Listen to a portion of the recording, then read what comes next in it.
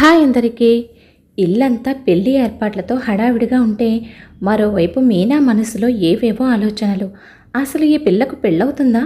ఈ పిల్లకు కన్నవాళ్ళు పెళ్లి చేసి పంపించగలరా అని తెలిసిన వారు, ఇరుగు పొరుగువారు అన్న మాటలు ఇప్పటికీ మీనా మనసులో మెదులుతూనే ఉన్నాయి.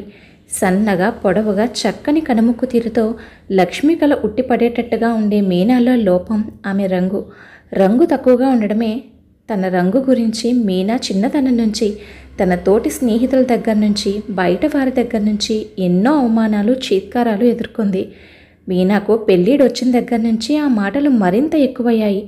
ఆ మాటలు మీనా మనసులో పాటు ఆమె తల్లిదండ్రులను కూడా ప్రశాంతత నుంచి దూరం చేశాయి. అనుకున్నట్లుగానే మీనాకు ఎన్ని సంబంధాలు చూసినా ఆమె రంగు కారణంగా ప్రతి సంబంధము వెనుతిరిగేది. అలా మీనా పెళ్లి విషయంలో ఆమె తల్లిదండ్రులు చాలా విసిగిపోయారు. కానీ చివరకు మనం ఊహించినవి జరగడమే కదా జీవితం అన్నట్టు ఎవ్వరూ ఊహించని విధంగా తెల్లగా అందంగా సినిమా హీరోలాగా ఉండే రాకేష్తో మీనాకు పెళ్లి ఖాయమైంది. రాకేష్ కోసం అతని తల్లిదండ్రులు అంతకుముందు అతని అందానికి తగినట్టుగా ఉండే ఎంతోమంది అందమైన అమ్మాయిలను చూపించినా వాళ్ళు ఎవ్వరూ రాకేష్కు నచ్చలేదు. ఎన్ని సంబంధాలు చూపించినా పెళ్లి చేసుకోను అని పట్టు కూర్చున్న రాకేష్ మీనాను చూసేసరికి తననే పెళ్లి చేసుకుంటానని గట్టిగా చెప్పాడు. మీనా వాళ్ళ అత్తగారి కుటుంబంలో ఎవ్వరికీ నచ్చకపోయినా రాకేష్ ఇష్టపడుతున్నాడనే ఒకే ఒక కారణంతో వాళ్ళు పెళ్లికి ఒప్పుకున్నారు. అసలు మీనాలో ఏం చూసి రాకేష్ ఆమెతో పెళ్లికి సిద్ధపడ్డాడు అనేది వాళ్ళ అమ్మా నాన్నలకే కాదు, మీనా కుటుంబానికి ఇంకా ఇరుగు పొరుగు వారికి సమాధానం దొరకని ప్రశ్నలాగే మిగిలిపోయింది. అలా మొత్తానికి పెళ్లి ఏర్పాట్లన్నీ పూర్తి చేసుకుని వాళ్ళ ఆచారం ప్రకారం పెళ్లి కూతురు ఊరేగింపుగా పెళ్ళికొడుకు ఇంటికి వెళితే అక్కడ పెళ్ళికొడుకు ఇంట్లో జరుగుతుంది వివాహ కార్యక్రమం. అలా ఊరేగింపుగా పూలతో అలంకరించబడి ఉన్న కారులో వెళ్తున్న మీనా వైపు విచిత్రంగా చూస్తున్నారు ఆ ఊరి జనం అంతా. అలా ఆ రోజు బంధువులు స్నేహితుల సమక్షంలో ఒక్కటయ్యారు మీనా రాకేష్లు. పెళ్లిలో రాకేష్ పక్కన కూర్చున్న మీనా తనలాంటి అదృష్టవంతురాలు మరెవ్వరూ ఉండరని ఎంతో మురిసిపోయింది. తాళి కట్టేటప్పుడు అతని చేతి వేళ్లు ఆమె మెడను తాకుతూ ఉంటే ఆ స్పర్శకు మీనా ఒళ్ళంతా పులకరించింది. అలా పెళ్లిలో మిగతా కార్యక్రమాలు, ఉంగరాలాట, తలంబ్రాలు, అరుంధతి దర్శనం మొదలైన కార్యక్రమాలు చాలా సరదాగా గడిచాయి. పెళ్లి తంతు మొత్తం ముగిసిన తర్వాత ఆ రోజు రాత్రికి వారికి మొదటి రాత్రి ఏర్పాట్లు చేశారు. పరిమళాలు వెదజల్లుతూ అందంగా పూలతో అలంకరించబడిన గదిలో మంచం మీద కూర్చుని మీనా రాక కోసం ఎదురు చూస్తున్నాడు రాకేష్. మరోవైపు మీనాను తెల్లని చీరలో అందంగా అలంకరిస్తూ వారికి జరిగిన మొదటి రాత్రి అనుభవాలను చెప్పుకుంటూ మురిసిపోయారు మిగిలిన ముత్తైదువులు. అలా ఆ ముత్తైదువులంతా చెప్పిన అనుభవాలు విని మనసులో ఏదో తెలియని భయంగానే గదిలోకి అడుగుపెట్టింది మీనా. అలా అమ్మాయిని గదిలోకి పంపి తలుపులు వేసిన తర్వాత మీనా తరపు బంధువులంతా వాళ్ళ ఊరికి తిరిగి ప్రయాణమయ్యారు. పాల గ్లాస్తో కాస్త సిగ్గు కాస్త భయంతో గదిలోకి నెమ్మదిగా నడుచుకుంటూ వెళ్ళి మంచంపై కూర్చున్న రాకేష్ పక్కనే కూర్చుంది మీనా. ఆమె చేతిలోని పాల గ్లాసు అందుకొని రాకేష్ మీనాను తన గుండెలకు హత్తుకునేసరికి సిగ్గుతో ముడుచుకుంటూ మురిసిపోతుంది మీనా. అంతలో ఉన్నట్టుండి ఏదో పురుగును చూసి చేతరించుకున్నట్లుగా వికారంగా మొహం పెట్టి చిచి అంటూ మీనాను దూరంగా ఒక్క తోపు తోశాడు రాకేష్. అనుకోని ఆ సంఘటనకు రాకేష్ తోసిన తోపుకి అంత దూరం వెళ్ళి కింద పడింది మీనా. ఏం జరుగుతుందో అర్థం కాని పరిస్థితుల్లో తనలో అప్పటికే ఉన్న భయం ఇంకాస్త ఎక్కువగా అవడంతో బిక్కుబిక్కుమంటూ భర్త వైపు చూస్తుంది. ఏంటే దగ్గరకు తీసుకోగానే తెగ మురిసిపోతున్నావు అంటూ మీనా దగ్గరకు వెళ్ళి తన రెక్క పట్టి పైకి లేపి, నీ మొహం ఎప్పుడైనా అద్దంలో చూసుకున్నావా? అసలు నీ మొహానికి నేను కావాల్సి వచ్చానా అంటూ అతని చేతిని ఆమె చేతి పక్కన పెట్టి, చూసావుగా ఎంత తేడా ఉందో, మనమిద్దరం పక్కన నడుస్తూ ఉంటే బ్లాక్ అండ్ వైట్ టీవీలా ఉంటాం అన్నాడు. అతను అంటున్న ఒక్కో మాట మీనా గుండెకు బాణాల్లాగా తగులుతున్నాయి. ఆ మాటలు వింటూ ఉంటే ఆమె బొగ్గలు తన ప్రమేయం లేకుండానే కన్నీటి ప్రవాహంతో తడుస్తున్నాయి. ఏంటే ఇన్ని మాట్లాడుతున్నా అలా గుండ్రాయిలా నిలబడి చూస్తున్నావు? అసలు మా వాళ్ళు నాకు సరిపోయే అందమైన అమ్మాయిని తీసుకొచ్చినా వాళ్ళందరినీ కాదని ఏరికోరి నిన్నే పెళ్లి చేసుకోవడానికి కారణం ఏమిటో తెలుసా? అందమైన పెళ్ళం ఉంటే నా జీవితం అంతా దానికి కాపలా కాయడంతోనే సరిపోతుంది. అదే నువ్వనుకో నాకు ఏ బాధ ఉండదు. అసలు నీ వైపు ఎవరు కన్నెత్తి కూడా చూడరు కదా అన్నాడు. అలా తన మనసులోని కుళ్ళును మొత్తం బయటకు కక్కేసి ప్రశాంతంగా పడుకున్నాడు రాకేష్. పాపం ఎన్నో ఊహలతో తన జీవితాన్ని ఎంతో అందంగా ఊహించుకుంటూ గదిలోకి అడుగుపెట్టిన మీనాకు మాత్రం ఆ రాత్రి కాళరాత్రిగానే మిగిలింది. అలా గదిలో ఓ మూల గోడకు చేరబడి రాత్రంతా ఏడుస్తూనే కూర్చుంది. అలా ఆ రాత్రి గడిచి తెల్లవారిన తర్వాత ఆ గది నుండి బయటకు అడుగుపెట్టిన తనకు ఆ ఇంట్లో ఉన్న అత్తగారు, మామగారు, ఆడపడుచు కూడా భర్తలాగానే కనిపించారు. కొత్త కోడలని కూడా చూడకుండా తెల్లవారి లేచిన దగ్గర నుంచి ఇంటి పని మొత్తం మీనా పైనే పడేది. రాత్రి పడుకునే వరకు ఇంటి పనితో సతమతం అవుతూనే ఉండేది మీనా. అప్పటి వరకు పుట్టింట్లో పెద్దగా పని అలవాటు లేని మీనాకు ఉదయం లేచిన దగ్గర నుంచి ఇంటి పని, ఇంట్లో వాళ్ళందరి బట్టలు ఉతకడం, వంట పని, తిని కూర్చుంటున్న అత్తగారికి, ఆడపడుచుకి సేవలు, వీటికి తోడు తనకు సరైన ఆహారం ఉండకపోవడంతో ఆ అత్తారింటికి వెళ్ళిన 4 రోజులకే మీనా నీరసించిపోయింది. ఇలా గొడ్డులా ఇంటెడు చాకరీ చేస్తున్న సమయానికి తిండి పెట్టకపోగా అత్తగారు, ఆడపడుచు మీనా రంగును గురించి, తన అందం గురించి నోటికొచ్చినట్టుగా మాట్లాడుతూ ఉండేవారు. ఆ మాటలు భర్త చెవిన పడినా ఏమీ పట్టించుకునేవాడు కాదు. వీటన్నింటినీ ఎదిరించే ధైర్యం స్వతహాగా మీనాకున్న. కొత్తగా పెళ్ళయింది. పెళ్లి బంధాన్ని పాడు చేసుకోకూడదు అనే ఒకే ఒక కారణంతో పంటి బిగువన అన్నింటినీ సహించింది. అలా ఓ 1 నెల రోజులు గడిచేసరికి మీనా ఓ రోజు భర్తను, నేను ఒకసారి మా పుట్టింటికి వెళ్ళొస్తాను అని అడిగింది. వచ్చి 1 నెల రోజులేగా అయింది, అప్పుడే పుట్టిల్లు గుర్తుకొస్తుందా? ఏం అక్కర్లేదులే అంటూ చిరాగ్గా ఆఫీస్కి వెళ్ళిపోయాడు రాకేష్. ఆ మాటలకు అడ్డుపడుతూ, నువ్వు మీ పుట్టింటికి వెళ్ళి కూర్చుంటే ఇక్కడ ఇంటి చాకరీ ఎవరు చేస్తారు అంది అత్తగారు.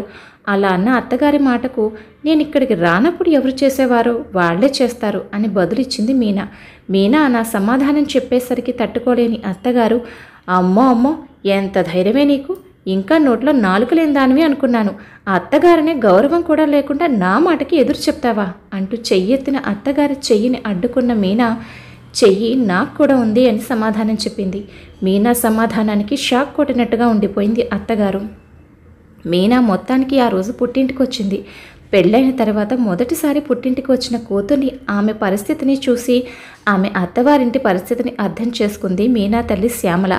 చాలా రోజుల తర్వాత తల్లి ఓదార్పు దొరకడంతో ఆమె ఒడిలో తల పెట్టుకుని పడుకుని అక్కడ జరిగినవన్నీ తల్లితో చెప్పుకొని బోరుమంది మీనా. అలా బాధతో పుట్టింటికి వచ్చిన కూతుర్ని 2 రోజులు జాగ్రత్తగా చూసుకొని, కాపురాలు పోతే రావమ్మా, కాస్త ఓపిక పట్టు, అంతా సర్దుకుంటుంది అంటూ కూతురికి నచ్చజెప్పి పంపించింది శ్యామల. అలా ఆ రోజు మీనా అత్తారింటికి వెళ్ళేసరికి భర్త ఇంట్లో లేడు. ఇంట్లో ఉన్న అత్తగారు, మామగారు, ఆడపడుచు ఎవ్వరూ తనతో మాట్లాడని కూడా మాట్లాడలేదు. వంటగదిలో వంట మొత్తం చేసే ఉంది. బట్టలు, మిగతా ఇంటి పనులు కూడా పూర్తయ్యాయి. అవన్నీ గమనించిన మీనా, ఓహో, నేను ఇంట్లో లేకపోతే అన్ని పనులు బాగానే జరుగుతాయన్నమాట. నేను ఇంట్లో ఉంటేనే పని అంతా నా మీద పడుతుంది అనుకుంది. ఆ రోజు రాత్రి ఆఫీస్ నుంచి ఇంటికి వచ్చిన రాకేష్ మీనాను చూసి చూడగానే పిచ్చెక్కిన వాడిలా ఆమె జుట్టు పట్టుకొని గదిలోకి లాక్కెళ్ళి ఆమె చెబుతున్నది కనీసం వినిపించుకోకుండా అతని బెల్ట్ తీసుకుని ఇష్టం వచ్చినట్టుగా ఒక పశువులాగా మీనాపై విరుచుకుపడ్డాడు. నేను కాదన్నా, నా మాట కాదని, మా అమ్మ వద్దన్నా తనని ఎదిరించి పుట్టింటికి వెళ్ళి కూర్చుంటావా? నీకు ఎంత ధైర్యమే? ఇంతకీ నువ్వు వెళ్ళిన పని అయ్యిందా? అదే నీ ప్రియుడు ఆ మాధవ్ గాడితో ఈ 2 రోజులు బాగా ఎంజాయ్ చేసి వచ్చినట్టున్నావు అన్న రాకేష్ మాటలు మీనా మనసును ముక్కలు చేశాయి. ఆ మాటకు అప్పటి వరకు ఏడుస్తున్న మీనా నోరు విప్పి, మాధవ్ నా చిన్నప్పటి స్నేహితుడండి, మేమిద్దరం చిన్నప్పటి నుంచి కలిసి చదువుకున్నాం. ఆ చదువుతోనే అప్పుడప్పుడు అతను మా ఇంటికి వచ్చి వెళ్తూ ఉంటాడు, అంతేనండి అంటూ చెబుతున్న మీనా మాటలు రాకేష్ చెవికి ఏమాత్రం ఎక్కలేదు. అంతకంతకు అతని కోపం శృతి మించి అదంతా ఎదురుగా నిస్సహాయంగా ఉన్న భార్య మీద చూపించి మీనాను అతని ఓపిక ఉన్నంత వరకు కొట్టి కొట్టి అతని కసంతా తీర్చుకున్నాడు. గదిలో ఇంత జరుగుతున్నా, మీనా ఆక్రందనలు ఘోరంగా వినబడుతున్నా ఆ ఇంట్లో ఉన్న మిగతా వారెవరూ రాకేష్ను ఏమాత్రం ఆపడానికి ప్రయత్నించలేదు. మరోవైపు కూతురికి నచ్చచెప్పి అత్తారింటికి పంపిందే కానీ అక్కడ మీనా తల్లి శ్యామల మనసులో లేదు. కూతురికి ఏదో కీడు జరుగుతున్నట్టుగా తన మనసు శంకించడంతో వెంటనే కూతురింటికి బయలుదేరొచ్చింది. శ్యామల గుమ్మం దగ్గరికి వచ్చేసరికి మీనా తప్ప మిగతా ఇంట్లో వారంతా నవ్వుకుంటూ భోజనాలు చేస్తున్నారు. శ్యామలను అలా చూసేసరికి వారికి షాక్ కొట్టినట్టు అయ్యింది. ఇంతలో మీనా ఏడుపు శబ్దం వినిపించడంతో ఆ గదిలోకి వెళ్ళి చూసిన శ్యామల గదిలో ఒళ్ళంతా గాయాలతో రక్తపు ముద్దలాగా ఉన్న కూతుర్ని చూసి అక్కడ కూర్చుని భోజనం చేస్తున్న వారి దగ్గరకు వెళ్ళి, మీరంతా మనుషులేనా, ఛీ అంటూ మీనాను ఇంటికి తీసుకువెళ్ళిపోయింది. అలా ఇంటికి చేరిన మీనా తిరిగి మామూలు మనిషి కావడానికి 10 రోజుల సమయం పట్టింది. మొదటి 3 రోజులు అయితే ఆ గాయాలతో ఒళ్ళు హోనమైపోయి తీవ్రమైన జ్వరంతో మూసిన కన్ను తెరవలేదు. అలా ఓ రోజు తల్లి కూతుర్లు ఇద్దరూ ఇంట్లో కూర్చుని మాట్లాడుకుంటూ ఉండగా వచ్చాడు రాకేష్. అల్లుడు రాకను మొదటిగా గమనించిన శ్యామల, అల్లుడు గారు వచ్చారు అమ్మా అంటూ కూతురి చేతిని గట్టిగా పట్టుకుని ఆ స్పర్శతోనే మీనాకు ధైర్యం చెప్పి తను పెరట్లోకి వెళ్ళింది. మౌనంగా కూర్చున్న మీనాను చూస్తూ మాట్లాడడం మొదలుపెట్టాడు రాకేష్. నువ్వు చేసిన పని ఏమీ బాలేదు. నువ్వు చేసిన పని వల్ల అక్కడ ఊర్లో మేము తలెత్తుకోలేకపోతున్నాం. మీ ఆవిడ ఎక్కడా కనిపించడం లేదు అని అడుగుతున్న వారికి నేను సమాధానం చెప్పలేకపోతున్నాను అన్నాడు. తను అన్నీ మాట్లాడుతున్నా ఏమీ మాట్లాడకుండా కూర్చుని ఉన్న మీనా వైపు చూసి, సమాధానం చెప్పవే, ఇంతకీ నువ్వు వస్తున్నట్టా రానట్టా అన్న భర్త మాటకు ఎందుకు రావాలి? మళ్ళీ మీ చేతిలో చావు దెబ్బలు తిని ఈసారి సరాసరి పైకి పోవడానికా అని ప్రశ్నించింది మీనా. జరిగిందేదో జరిగింది, ముందు నువ్వు ఇంటికి రా అన్నాడు రాకేష్. రాకేష్ మాటలకు సమాధానంగా శ్యామల కలగచేసుకుని ఓ 4 రోజులుండి వస్తుందిలేండి అని సమాధానం చెప్పింది. అలా మరో 10 రోజులు గడిచాయి. అప్పటికీ మీనా అత్తారింటికి వెళ్ళలేదు. ఫోన్ చేశాడు రాకేష్. ఇంకా రాలేదు ఏంటి అని సమాధానం చెప్పకుండా ఫోన్ పట్టుకుని నిలబడింది మీనా. ఆ మౌనాన్ని భరించలేని రాకేష్, ఓహో, నా దగ్గరికి రావడం కన్నా అక్కడ మీ పుట్టింట్లో ఆ మాధవగాడితో ఉండడమే బాగున్నట్టుంది, ఇంకా ఇక్కడికి ఎందుకు వస్తావు అన్న రాకేష్ మాటలకు, నోరు ముయ్యరా వెధవా, ఇప్పటి వరకు నా మెడలో తాళి కట్టావు అన్న ఒకే ఒక్క కారణంతో నిన్ను భరిస్తూ వచ్చాను. అసలు నీలాంటి వాడిని భర్త అనుకుని భరించడం ఆ పవిత్రమైన పదానికే మాయని మచ్చలాంటిది. ఇప్పటి వరకు నీ నోటి నుంచి నేను తప్పు చేశాను, ఇక మీదట అలా చెయ్యను, నన్ను క్షమించు, మనం కలిసుందాం అన్న మాట వస్తుందేమోనని ఎదురు చూశాను. కానీ ఇక ఎదురు చూడడం అనవసరమని తేలిపోయింది. కుక్కతోక వంకర్లాగా నీ బుద్ధి కూడా ఇక మారదు. ఇక ఎప్పటికీ నేను మీ ఇంటికి రావడమూ జరగదు. త్వరలోనే విడాకుల పేపర్లు మీ ఇంటికి వస్తాయి అని చెప్పి ఫోన్ పెట్టేసింది మీనా. ఫోన్లో కూతురు చెప్పిన మాటలన్నీ విన్న శ్యామల, తొందరపడ్డావేమోనమ్మా అంది. లేదమ్మా, నేను ఇప్పటికే ఆలస్యం చేశాను, ఈ నిర్ణయం ఎప్పుడో తీసుకోవాల్సింది అంది. తన కూతురు ఎంతో నలిగిపోయిన తర్వాతే ఇలాంటి నిర్ణయం తీసుకుందని కూతురు నిర్ణయాన్ని సమర్థించారు మీనా తల్లిదండ్రులు. మీనా రంగు విషయంలో తక్కువగా ఉన్న చదువు విషయంలో ఎప్పుడూ ముందుండేది. తను MBAలో కాలేజ్ టాపర్. జీవితంలో తనకు తగిలిన ఎదురు దెబ్బ నుండి కోలుకోవడానికి తను ఆర్థికంగా స్థిరపడాలని నిర్ణయించుకుంది మీనా. అలా తన తెలివితేటలతో బ్యాంకులో ఉద్యోగం సంపాదించింది. మీనా గతంలోని చేదు జ్ఞాపకాలను మర్చిపోయి ముందుకు సాగుతుంది. కూతురు ఆర్థికంగా నిలదొక్కుని ముందుకు సాగుతున్నందుకు సంతోషపడుతున్న మీనా తల్లిదండ్రులు ఆమె జీవితం అలా మోడుగా మారినందుకు మాత్రం ఎప్పుడూ బాధపడుతూనే ఉన్నారు. బ్యాంకులో మీనాతో పాటు వర్క్ చేస్తున్న తన కొలీగ్ మోహన్ మీనా పద్ధతి, మాట తీరు, కట్టుబొట్టు చూసి ఇష్టపడ్డాడు. ఒకరోజు మీనాతో తన మనసులోని మాటను బయటపెట్టాడు. ఆ మాట విని మీనా తన గతం గురించి చెప్పబోతూ ఉండగా, నాకు మీ గురించి అన్ని విషయాలు పూర్తిగా తెలుసండి, అన్నీ తెలిసే నేను మిమ్మల్ని ఇష్టపడుతున్నాను.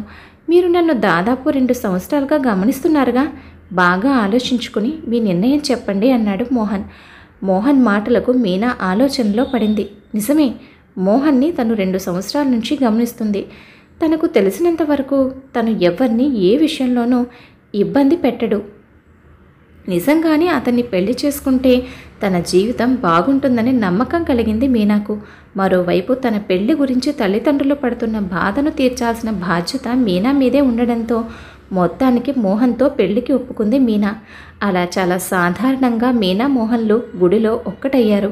వివాహ బంధంలోని ఆనందాన్ని మోహన్ సమక్షంలో పూర్తిగా ఆస్వాదిస్తుంది మీనా. మరోవైపు ఆ రాక్షసుడు రాకేష్ కుటుంబంలో అతని చెల్లెలు పెళ్లి చేసుకున్నవాడు ఒక తాగుబోతు. చెల్లెల్ని నానా హింసలు పెడుతున్నాడు. అతని తల్లి పక్షవాతంతో కాలు చెయ్యి నోరు పడిపోయి మంచానికే పరిమితం అయ్యింది. వండి పెట్టి మంచి చెడు చూసుకునే ఆడతోడు లేక ఆ ఇంట్లో వాళ్ళు నరకం చూస్తున్నారు. మరో పెళ్లి చేసుకుందామని రాకేష్ మీనా విడాకులిచ్చిన దగ్గర నుంచి ప్రయత్నిస్తున్నా వాళ్ళ గురించి తెలిసినంతలో ఎవరు వారితో సంబంధం కలుపుకోవడానికి ముందుకు రావడం లేదు. ఒకరోజు తన బాధను మొరపెట్టుకోవడానికి గుడికి వెళ్ళిన రాకేష్కు అక్కడ తమ 3 నెలల బాబుకు ఎంతో ఆనందంగా నామకరణం చేస్తున్న మీనా మోహన్లు తమ కుటుంబంతో సహా కంటపడ్డారు. అలా కుటుంబంతో ఎంతో సంతోషంగా ఉన్న మీనాను చూసి తన జీవితంలో ఏం కోల్పోయాడో తెలుసుకున్నాడు రాకేష్. కానీ చేతులు కాలాక ఆకులు పట్టుకుని లాభం ఏముంది అనుకున్నాడు. కథ విన్నారు కదా అండి. కథపై మీ అభిప్రాయాన్ని తప్పకుండా కామెంట్ చేయండి. మరొక మంచి కథతో మళ్ళీ కలుద్దాం. ఉంటాను మరి.